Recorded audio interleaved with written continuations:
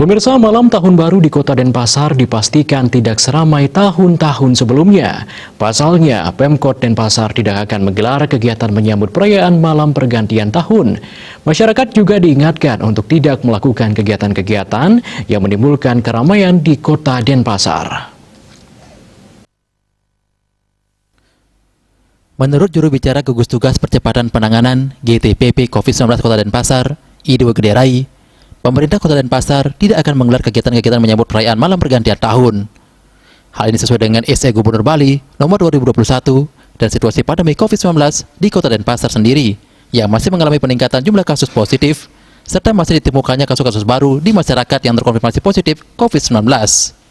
Pihaknya juga meminta kepada seluruh masyarakat Kota Denpasar untuk dapat disiplin dalam menerapkan protokol kesehatan dan mematuhi surat edaran gubernur dengan tidak membuat kegiatan-kegiatan yang menimbulkan keramaian di masyarakat saat menyambut malam pergantian tahun 2021 di Kota Denpasar. Untuk itu, Pemkot Denpasar dan Satgas Penanganan COVID-19 Kota Denpasar juga akan meningkatkan pengawasan di sejumlah pusat keramaian yang biasanya menjadi tujuan dari masyarakat.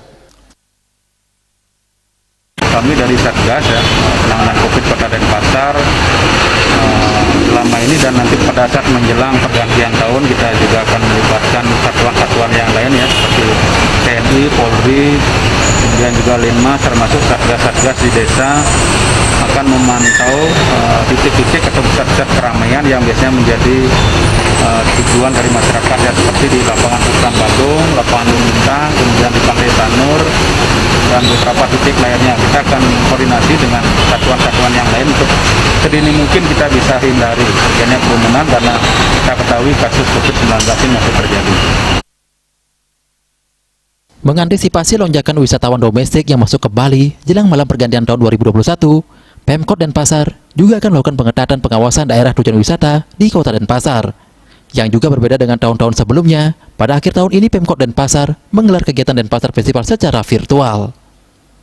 Eka Yana, Bali TV.